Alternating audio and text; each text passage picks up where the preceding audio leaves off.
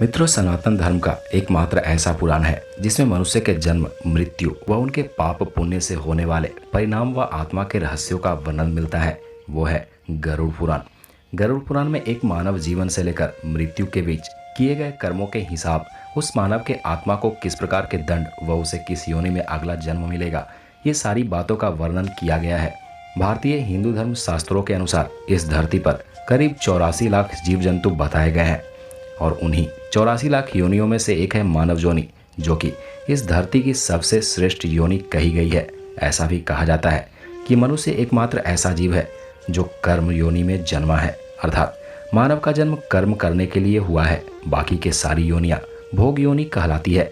ऐसा कहा जाता है कि एक आत्मा को 84 लाख योनियों में भटकने के बाद मानव योनि मिलती है।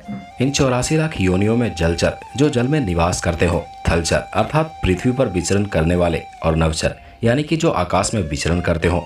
पद्म पुराण के अनुसार जलचर 9 लाख, अस्थावर अर्थात पेड़ पौधे 20 लाख, सरीसृप यानी जो रेंगकर चलते हो वो व कीड़े मकोड़े आदि 11 लाख, पक्षी व नभचर 10 लाख, थलचर 30 लाख और शेष 4 लाख मानवीय नस्ल इस पृथ्वी पर निवास करते हैं।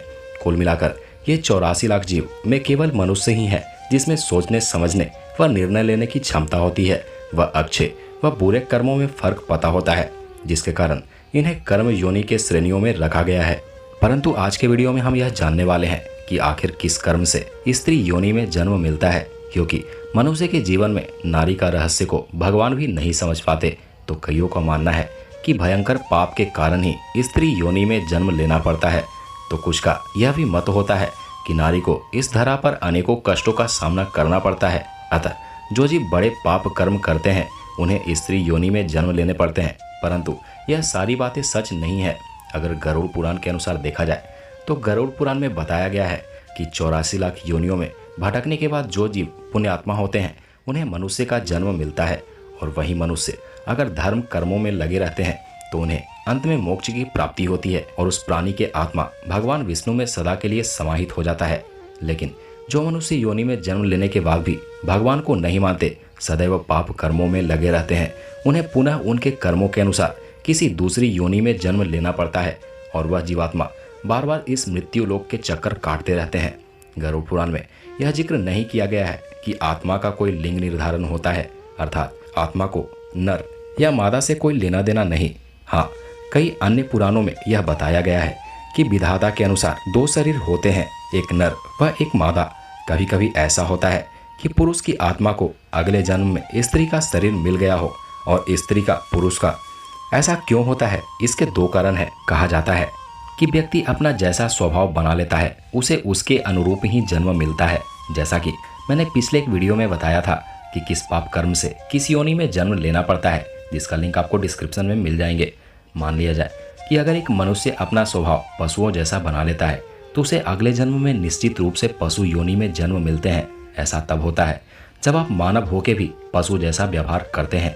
जैसे जो एक पशु खाते हैं वही मनुष्य भी सेवन करने लग जाए तो निश्चित है कि उसका अगला जन्म पशु योनि में लेना पड़ेगा। उसी प्रकार अगर एक पुरुष अपना व्यवहार एक स्त्री जैसा बना ले और अपनी इंद्रियों को भी एक स्त्री के समान काम ले तो उसका मन, उसका व्यवहार, उसकी इंद्रियां भी वही करना चाहेगी जो एक स्त्री करती हो, तो निश्चित रूप से उसका अगला जन्म स्त्री के रूप में होगा।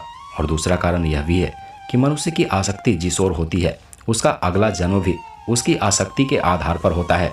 अगर मान लीजिए कि किसी की मृत्यु निकट आ गई हो और वह स्त्री को याद करते हुए प्राण त्याग दे तो उसका अगला जन्म भी एक स्त्री के रूप में होगा। अगले जन्म के विषय में सबसे महत्वपूर्ण है कि मृत्यु के समय सोची गई बातें, अर्थात प्राणी के मृत्यु के वक्त वह जिस विषय में सोचते हुए अपना प्राण त्याग देता है उसका अगला जन्म भी उसी योनि में होता है।